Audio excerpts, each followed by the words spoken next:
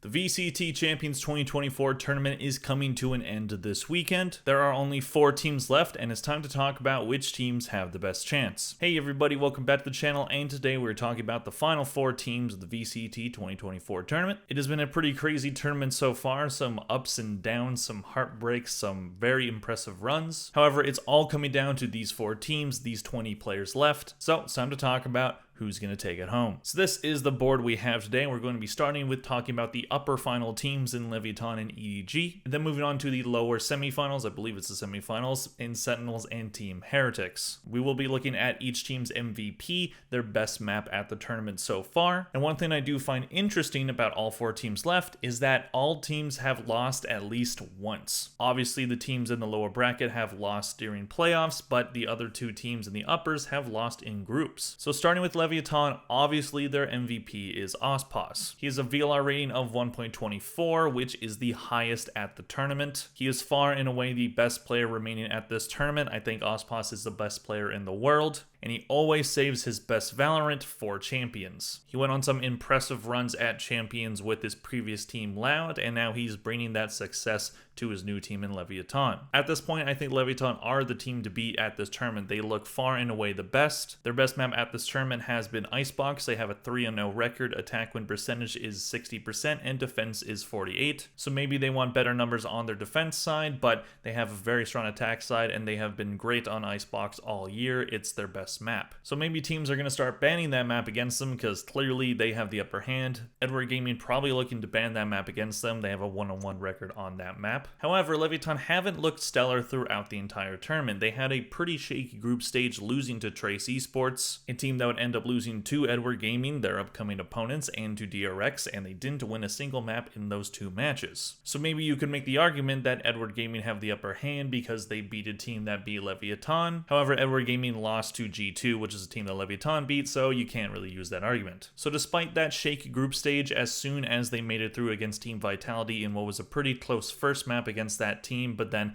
they kind of blew them out in the second map, Leviatan entered the playoff bracket looking pretty angry. They immediately beat G2 2-0, and then they went on to beat Team Heretics 2-0 as well. Both of those matches having some close maps, Leviatan going to overtime against Team Heretics, but Leviatan were able to stay in the driver's seat, take the momentum away when they lost it, and by and large, they looked like the best team at this tournament. Ospos does not want to go home empty yet again. He was in the Final Four with Loud last year. He won with Loud in 2022. So he really wants another Champions Trophy, and I think he has the best chance to get it right now. However, their opponent in the upper final in Edward Gaming are nothing to be snuffed at. Edward Gaming is a team out of China that has been on the international stage many times, however, not exactly living up to the hype that some of their fans have set for them. They went on a long streak of placing 5th to 6th at international tournaments before finally breaking that at Shanghai, where they placed even worse. I believe it was a 7th to 8th placement for them, not winning a single map on home turf. But now they've come into this playoff bracket and they've looked pretty solid so far. I did mention that they did lose to G2 in their group stage, but they also beat Foot Esports and PaperX. Them beating PaperX was pretty impressive because that's a team that usually ends up beating Edward Gaming every time they face. But going into playoffs facing Trace Esports, they've always had the upper hand on that team in their own region. Trace being another Chinese team, Edward Gaming was very familiar with them and have not even allowed Trace to win a single map against them all year. Then they moved on to the upper semifinals where they ended up facing Sentinels, a team that kind of has very up and down expectations depending on the day, but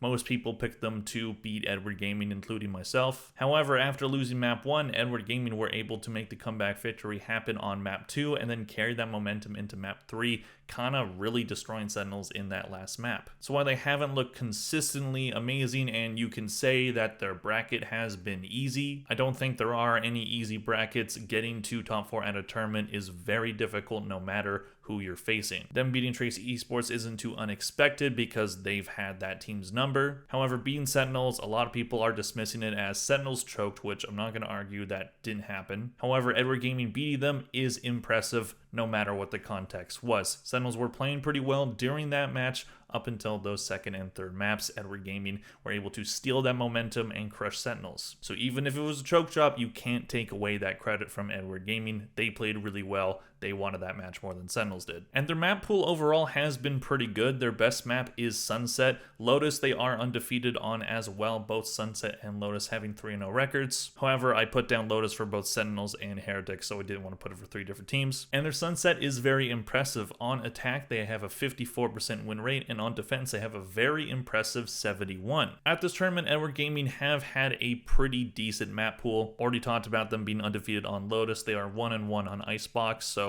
50% for that one. However, 2-1 on Bind. They haven't been able to win on Haven, 0-2, and they have not played Abyss up until this point. So they have a positive record on 3 out of the 5 maps that they've played. That's at least pretty good. Will it be enough to beat Leviatan? That's a whole other story. I think Leviatan definitely have the better map pool. I think it's probably in Edward Gaming's best interest to ban Icebox against Leviatan and try to take them to Sunset. However, Leviatan on Sunset have been pretty good. They are 2-0 at this tournament on that map. So we'll see what the map pool ends up looking like, but I think overall Leviatan, they are the favorite. I think they will win, but we said that about Sentinels, and I don't think people should take this Edward Gaming team lightly. Their MVP is Chichu. He has a rating of 1.16 at this tournament, which is the second highest ratings for players on the board. Obviously, VLR rating isn't everything. It's just a way to measure impact that the website does. But Chichu and Smoggy have been bringing this team some very impressive play. Kane, bit of an up and down tournament for him overall, but he is playing well too. We'll see how it goes for this China team, but either way, this is the best they've done at any tournament. They have nothing to lose. They can just keep playing Valorant. The pressure's not on them. It's definitely on Leviatan. Maybe that works to their advantage. Moving on to the lower bracket, we are going to be starting with talking about Sentinels. Much like Edward Gaming, for Sentinels, this has definitely been a tournament of ups and downs. They did end up losing to Gen G in the very first match of this tournament. That did happen in the group stage, 2-0 victory. It looked like Sentinels were down and out. However, as they have shown throughout the year, when you doubt Sentinels, that's usually when they play their best Valorant. Of course, being called the most overrated team heading into Champions by a player vote, which I really don't agree with. From what I saw, people were really not that high on Sentinels heading into this tournament, so I don't know why the players decided to do that. Maybe it's just for the bit, or they have a different perspective than me. That's fair, but I think that vote just gave Sentinels motivation to perform even better at this tournament, and they've done a pretty good job thus far. After losing to Gen G, they ended up having a bounce back match against FPX, and then they faced Gen G again after Gen G lost to Team Heretics, and Sentinels just destroyed them 2-0. It wasn't a complete blowout or anything, but Sentinels were always in the driver's seat, always carrying the momentum in that match. Gen G couldn't wake up at the time that they needed to. And then, of course, playoffs start. They end up facing DRX in a pretty close first map, but they would take the lead in the second map. 2-0 win against the other Korean team. Then, of course, they would end up losing to Edward Gaming. As I said, they were up. They had the first map and they had the lead on the second map, but they could not stay consistent in that match, and Edward Gaming just wanted it more. So fighting for their tournament lives, Sentinels had to go against Fnatic, and they would end up getting the better of them, winning that match 2-1. Pretty close first 2 maps, with Sentinels almost being able to win on map 2, but ended up losing that one 13-9. And then on Lotus, Sentinels would be able to get the best of them, winning 13-6. Their MVP at this tournament so far has been Zekin. He has a 1.11 VLR rating, which is the lowest of all 4 players on this board. But I don't think that means that he is a worse player from Chichu or Rians. I think he is better than both of those players. That number probably being lowest on the board because of the 2 losses that Sentinels have faced. But Zekin is still an incredible player and showing that he still deserves to be in the conversation for best player in the world. The best map at this tournament so far is Lotus. They have a 3-1 record on it, that 1 loss coming against Edward Gaming. Attack win percentage of 55% and defense win percentage of 63. So they've been solid on both sides of that map. Maybe you want that attack win percentage to be a little bit higher. So despite the inconsistency of this team, as I said earlier, when you count this team out, that seems to be when they perform the best. They've been able to beat some very impressive teams, Gen G probably being the favorites at this tournament, starting the tournament, beating some very impressive teams along the way, beating Gen G, getting the rematch victory. That team was probably most people's favorites to win the entire tournament. So when you think they're down and out, they seem to get back up. They are the Rocky of the Valorant world right now. However, their opponents in Team Heretics are nothing to take lightly either. The only remaining hope for EMEA to win a trophy in 2024, Heretics have been pretty consistent. They did end up losing to Leviatan in the playoff bracket, but they had a very solid group stage, losing a map to both FPX and Gen G, but being able to make it through both of those teams. Then starting the playoff bracket against Fnatic, being able to beat them 2-0. Their MVP at this tournament so far has been Rians. He has been very consistent for them. 1.18 rating, which is the second highest on the board. Their best map at this tournament right now has been Lotus. Their best map overall is probably Sunset, but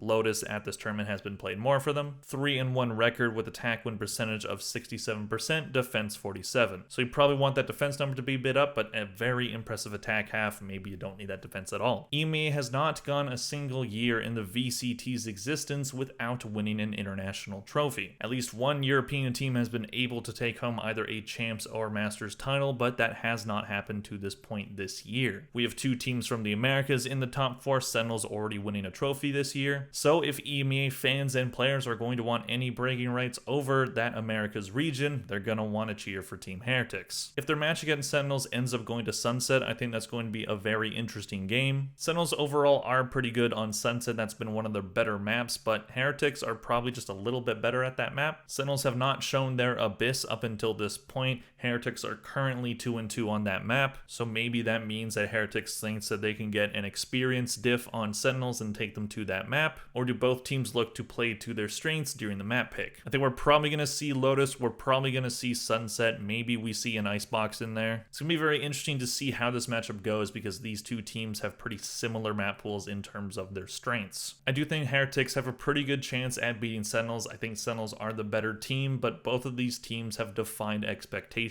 this year. Heretics getting much farther than anybody expected them to, going to a grand finals and making it to a second top 4, and Sentinels winning Madrid in what was a very hard bracket for them, but that tournament was a long time ago. Either way, it's going to be very interesting to see how these matchups end up. I did pick Team Heretics to win the tournament in my pick'ems video, and I will be sticking to my guns with that one. I would love either Sentinels or Heretics to win this tournament, so I'm going to be cheering for whichever team wins. But I think in terms of best chances, Leviatan, they're in the upper bracket. I think they have the capabilities to beat Edward Gaming, so I think it's their tournament to lose at this point, but maybe that pressure gets to them. So that is all I have to talk about today in these top 4 teams. Please let me know in the comment section down below, who do you think is taking home the trophy at this point? Please click like and subscribe if you enjoyed this video. Thank you very much for watching, and I'll see you guys in the next one. Bye.